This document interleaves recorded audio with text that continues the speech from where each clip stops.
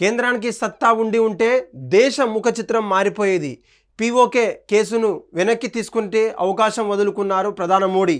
గడిచిన 11 ఏళ్లలో ఆర్థిక స్థితిని, చట్టాలను మోడీ నాశనం చేశారంటూ కూడా ఒక సామాజిక న్యాయ సమరభేరి ఒక సభలో ఖర్గే ప్రశ్నించినటువంటి పరిస్థితి, అనుచిత వాక్యాలు, విమర్శలు చేసినటువంటి పరిస్థితి.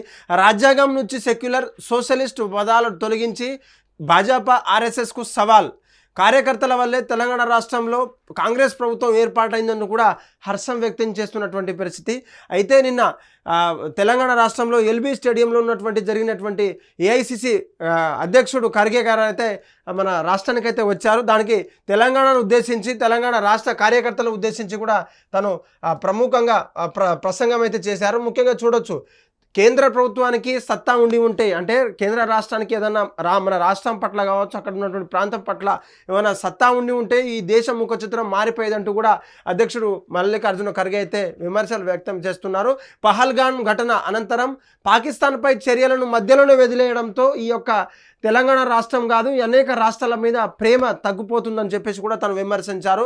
పహల్గామ్ ఘటన జరిగిన తర్వాత ప్రధాని మోడీ ప్రతిపక్షాలు మర్చిపోయారు.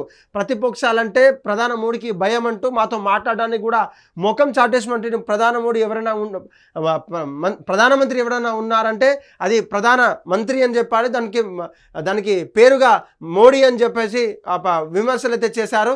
కాంగ్రెస్ కార్యకర్తలు, యువత రైతులు ఒకటైతేనే ఢిల్లీ నుంచి మోదీ, అమిత్ షా పారిపోతారంటూ కూడా ఒక విమర్శ అయితే చేశారు. అయితే ప్రధానంగా తెలంగాణ రాష్ట్రం నుంచే కాదు, అనేక రాష్ట్రాల వల్ల ఒక రైతులు కావచ్చు, యువత కావచ్చు, నిరుద్యోగులంతా కూడా ఒకటైతేనే ఈ యొక్క దేశం యొక్క దరిద్రం కూడా వదిలిపోతుందంటూ కూడా హైదరాబాద్ ఎల్బీ స్టేడియంలో సమరభేరి సభలో ఖర్గే అయితే ప్రసంగించారు.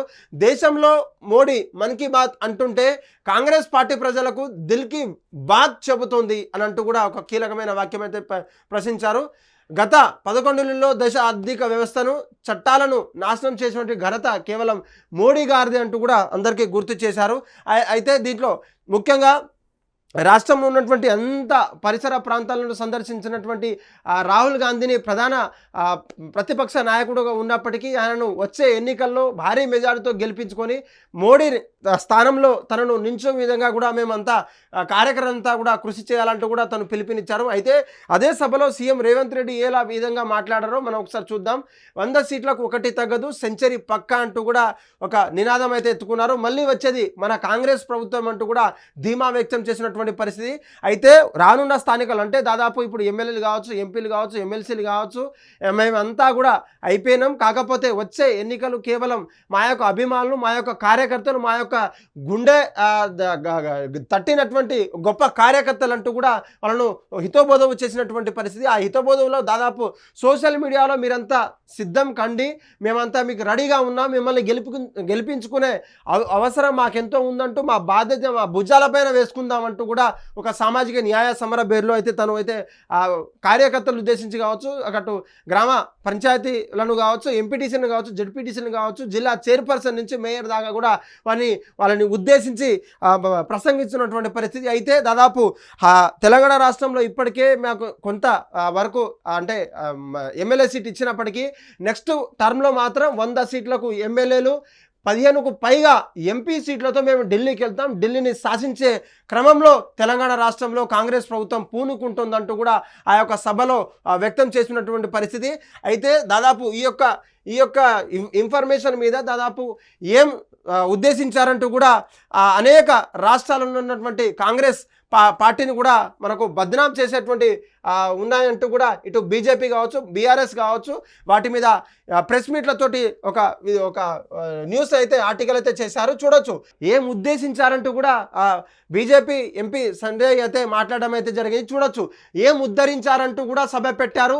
6 గ్యారంటీలు అమలు చేయడం లేదు, దళిత బలహీన వర్గాలకు మోసం చేస్తున్నటువంటి పార్టీ మీ యొక్క కాంగ్రెస్ పార్టీ అంటూ కూడా తను విమర్శలు అయితే వ్యక్తం చేశారు. నిన్న సామాజిక న్యాయం సమరభేరి సభను నిర్వహిస్తోందని కేంద్ర మంత్రి బండి సంజయ్ ప్రశ్నించారు. ఆ సభ పేరు సామాజిక న్యాయం కాదు, సామాజిక అన్యాయ సభ పెట్టుకోమని చెప్పేసి కూడా తన ఒక ఘాటు వ్యాఖ్యలైతే ప్రశ్నించారు. నిన్న ఒక శంకుస్థాపన ఏకలవ్య స్కూల్ శంకుస్థాపనటువంటి మండలంలో దాదాపు రాజన్న సిరిసిల్ల మండలంలో ఉన్నటువంటి శంకుస్థాపనకి వెళ్ళినటువంటి ఆయన ఒక మీడియా ముఖంతో మాట్లాడారు. ఈ యొక్క తెలంగాణ రాష్ట్రంలో ఉన్నటువంటి భ్రష్టు పట్టినటువంటి 10 ఏళ్ల కాంగ్రెస్ పార్టీ అంటే కొన్నేళ్లుగా కాంగ్రెస్ పార్టీ భ్రష్టు పట్టిస్తే దాన్ని కాస్త మేము గాడిలో తెచ్చిన తర్వాత ఆ మధ్యలో మళ్ళీ బీఆర్ఎస్ వచ్చింది. బీఆర్ఎస్ అంతంత మాత్రంగా ఉన్న ఆ 10 ఏళ్లకు తర్వాత మీరు వచ్చినప్పటి నుంచి 11 ఏళ్ల నుంచి దాదాపు తెలంగాణ రాష్ట్రానికి తెచ్చుకున్న తెలంగాణ రాష్ట్రానికి నిరుద్యోగులు కొట్లాడి తెచ్చుకున్న రాష్ట్రానికి ఈ బీఆర్ఎస్ ఈ కాంగ్రెస్ భ్రష్టు పట్టిస్తుందంటే కూడా తను ఒక విమర్శ అయితే చేశారు. చూడొచ్చు దేశవ్యాప్తంగా 20,000కు పైగా గిరిజన జనాభా ఉన్నటువంటి మండలాల్లో ఏకలవ్య స్కూల్స్ మేము ఏర్పాటు చేశాం, కాలేజీలు ఇచ్చాం, మెడికల్ కాలేజీలు ఇచ్చాం, పైగా 728 స్కూళ్లను ఏర్పాటు చేయడమే మా యొక్క కేంద్రం యొక్క లక్ష్యం అంటూ వీటిలో ఇప్పటికే 1,50,000 మందికి విద్యార్థులు చదువుకుంటున్నారని ఆ యొక్క మోడీ యొక్క అంటే ఒక దేశం యొక్క రూపకల్పనను మార్చడానికి రూపాన్ని కొత్త రూపం తెచ్చడానికి మా యొక్క మోడీ గారు అయితే ఆహర్నిశలు కష్టపడుతున్నప్పటికీ ఈ యొక్క మా మీద విమర్శ చేయడానికి మా మీద మమ్మల్ని బురద జల్లేందుకు ఇటువంటి పార్టీలు ఇటువంటి గ్రూపులుగా కట్టి మమ్మల్ని విమర్శించడానికి ఇటువంటి సభలు పెట్టుకుంటున్నారా అని చెప్పేసి కూడా తను ధ్వజం ఎత్తడం అయితే జరిగింది. చూడొచ్చు బీసీకి జనాభా ఉన్నటువంటి తెలంగాణలో అధిక జనాభా ఉన్నటువంటి మేకు ఏ యొక్క మంత్రి పదవులు రాలేదు. ఆ యొక్క మండలాలలో మాకున్న గొప్పదెంత అసలు విషయం ఏందని చెప్పేసి కూడా ఆ యొక్క చెప్పారు. కేవలం బీసీ ముఖ్యమంత్రిని కేవలం బీజేపీ మాత్రమే చేస్తుంది, అదొక విప్లవాత్మకమైనటువంటి రూపం తెస్తామంటూ కూడా తను విమర్శనం అయితే జరిగింది. ముఖ్యంగా తెలంగాణ రాష్ట్రంలో బీసీలు ఎంతమంది ఉన్నా కూడా ఆ యొక్క క్యాబినెట్లలో మాకున్న హోదా ఏంటి, మాకున్న పరపతి ఏంటి, మాకున్న కార్యాచరణ ఏంటి కూడా మీరంతా మరిచారంటూ కూడా చెప్పడం అయితే జరిగింది. కేవలం బీసీల వైపు ఉన్న పార్టీ ఏదైనా ఉంటే కేవలం బీజేపీ పార్టీయే, కేవలం బీజేపీ పార్టీ అంటూ కూడా తను ఒక గొప్ప విషయం అయితే చెప్పడం అయితే జరిగింది. ముఖ్యంగా తెలంగాణ రాష్ట్రంలో అంటే యుద్ధాన్ని ఆపేశారంటూ కూడా అంటే పాకిస్తాన్ కావచ్చు, అటు అనేక జిఎస్టీ విషయంలో కావచ్చు, ఇటువంటి అనేక ఎకనామికల్ రిఫార్మ్స్లో కూడా ఈ యొక్క మోడీ ప్రపంచాన్ని పట్ల దేశానికి ఉన్న పట్ల తెలంగాణ రాష్ట్రం కావచ్చు ఇతర రాష్ట్రాల పట్ల లేదంటూ కూడా విమర్శ అయితే చేశాడు వ్యక్తి చూడొచ్చు మనం. అయితే ముఖ్యంగా దాదాపు తెలంగాణ రాష్ట్రంలో ఉన్నటువంటి అనేక విద్యార్థి యువకులను కూడా ఆ యొక్క టైంలో అరెస్ట్ చేసి ఆ యొక్క ఇందిరమ్మ గొప్పని కూడా చెప్పేటువంటి పరిస్థితి చూడొచ్చు. బట్టలిప్పి కొడితే ఇందిరమ్మ గొప్పతనం చూపిస్తుంది చెప్పేసి కూడా మీకు ఒక అర్థం కాదంటూ కూడా ప్రధానంగా ఒక వార్త అయితే చూడొచ్చు. జై బాపు, జై భీమ్, జై సంవిధాన్ అంటూ కూడా ఈ యొక్క నోరు పారేసుకున్నటువంటి రేవంత్ రావు కూడా దాదాపు జై భీమ్ అంటే ఆ పేరుకు అంటే జై భీమ్, జై సంవిధాన్, జై బాపు అనే పేరుతో కాకుండా జై బాపు, జై సంవిధాన్ మాత్రమే నోరు పారేసుకున్నటువంటి సీఎం రేవంత్ రెడ్డి అంటూ కూడా చెప్పారు. అంటే జై భీమ్ పలకడానికి మీకెంత నామోషియా అంటూ కూడా ఆ యొక్క సభలో ఉన్నటువంటి ఉద్దేశించి మాట్లాడడానికి మీరంతా నామోషియా, దళిత వర్గాలకు సంబంధించినటువంటి ఆ యొక్క పేరును మీకు ఎలా ఫీల్ అవుతారు, మీరు ఎలా మర్చిపోతారు, ఆ సభ యొక్క ప్రతిష్టను మీరు భంగం కలిగించినటువంటి విషయం అయితే ఇక్కడ మనకు తెలుస్తుంది. అన్నపూర్ణ క్యాంటీన్ల పైన పేరు మారిస్తే వారిపై తిట్ల పురాణం చేస్తున్నటువంటి పరిస్థితి అయితే ఇప్పటికే జిహెచ్ఎంసీ కావచ్చు, వరంగల్ కావచ్చు, ఇటువంటి మున్సిపాలిటీ ఏరియాలలో కూలీ కష్టం చేసేటువంటి 5 రూపాయలకే భోజనం పెట్టేటువంటి ప్రభుత్వం అన్నపూర్ణ క్యాంటీన్లో మేము పేరు మారిస్తే మమ్మల్ని మీరు ఎట్లా ద్వేషిస్తారు, మీ యొక్క విధానం ఏంటంటూ కూడా ప్రశ్నించడం అయితే జరిగింది. తాను ఇప్పుడు కాదు దాదాపు బీఆర్ఎస్ గవర్నమెంట్ ఉన్నప్పుడు స్థాపించినటువంటి క్యాంటీన్లు తాను ఇందిరమ్మ క్యాంటీన్లుగా పేరు మార్చడం అనేది అనేక పార్టీ వర్గాల్లో కావచ్చు, ఇటు బీఆర్ఎస్ కావచ్చు, బీజేపీ కావచ్చు, అనేక సోషలిస్టు కమ్యూనిస్టు పార్టీలు కూడా వ్యతిరేకించినటువంటి పరిస్థితి. దాదాపు 60,000 కొలువులపై లెక్క చెప్తే కాళ్ళు పట్టుకుంటానంటూ కూడా వ్యాఖ్య చెప్తున్నటువంటి ఖర్గే సమక్షంలో కూడా తను ఒక అనుచిత వ్యాఖ్యలైతే చేయడం అయితే జరిగింది. చూడాలి తెలంగాణ రాష్ట్రంలో ఇప్పటికే బీజేపీ కావచ్చు, ఇటు బీఆర్ఎస్ కావచ్చు, ఇటు కాంగ్రెస్ కావచ్చు ఏ యొక్క బీసీ వాదాన్ని తప్పు పట్టట్లేదు, ఆ యొక్క బీసీ వాదాన్ని తమ భుజాన వేసుకున్నట్టు పోతుందని చెప్పేసి కూడా చెప్తుంది. కానీ ప్రజలంతా కూడా గమనించాల్సింది ఏంటంటే దాదాపు అధిక శాతంలో ఉన్నటువంటి బీసీ ప్రజలకు ఆయా రాష్ట్రాలకు సంబంధించినటువంటి ఆ వాటా ఎంత అందుతుంది, మినిస్ట్రీ పదవి కావచ్చు, ఎమ్మెల్యేలు కావచ్చు, ఎమ్మెల్సీలు కావచ్చు, గ్రామ పార్టీ సభ నుంచి మొదలు పెడితే దాదాపు ఉన్నత స్థాయి అసెంబ్లీ సమావేశాల దాకా ఎటువంటి పదవులు అందుతున్నాయని చెప్పేసి కూడా బీసీ ప్రజల యొక్క ఆలోచించాలని చెప్పాలి. అయితే ముఖ్యంగా బీసీలతో ఉన్నది కేవలం బీజేపీ పార్టీ అంటూ కూడా ఇప్పటికే బీజేపీ ఫోకస్ చేస్తున్నటువంటి పరిస్థితి లేదు. బీసీకి కేవలం అమితమైన ప్రేమ ఉన్నట్టు మాకు కేవలం బీసీ రిజర్వేషన్ తేలిన తర్వాతనే ఈ యొక్క అంటే సామాజిక న్యాయం జరిగిన తర్వాతనే ఈ యొక్క రిజర్వేషన్ తెలిసిన తర్వాతనే మేము ఎన్నికలకు పోతాం, గ్రామస్థాయి ఎన్నికలకు పోతాం. అది ఎంపీటీసీ కావచ్చు, వార్డు నెంబర్ కావచ్చు, జెడ్పీటీసీ కావచ్చు, సర్పంచ్ కావచ్చు. అదేవిధంగా బీజేపీలో ఉన్నటువంటి కోవట్టులను కూడా కాంగ్రెస్లో పనిచేస్తున్నారు, కాంగ్రెస్లో కోవట్ల నుండి కూడా బీజేపీలో పనిచేస్తారంటూ కూడా ఇప్పటికే మనకు రోజు వార్తల్లో అయితే చూస్తున్నాం.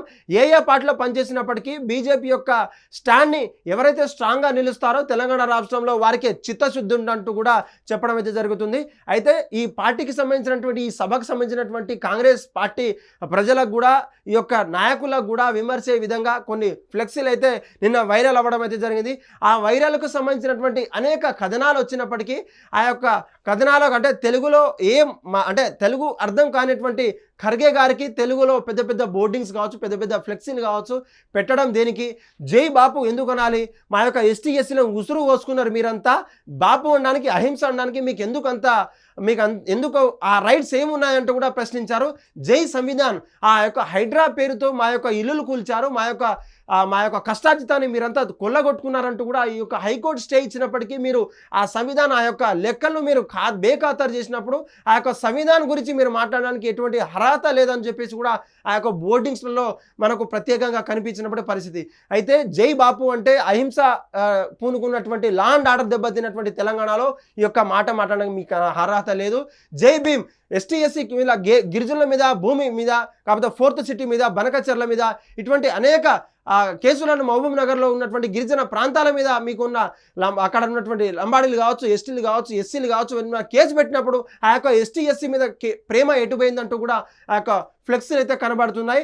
అదేవిధంగా తెలంగాణ రాష్ట్రంలో ఉన్నటువంటి అన్ని ఫెయిల్యూర్స్కి కారణం కేవలం బీజేపీ మాత్రమే, కాంగ్రెస్ మాత్రమే, బీఆర్ఎస్ మాత్రమే అని చెప్పేసి తమంతట తాను ఎవరి మీద అయితే వారి మీద బురద చల్లే ప్రయత్నం అయితే చేస్తుంది.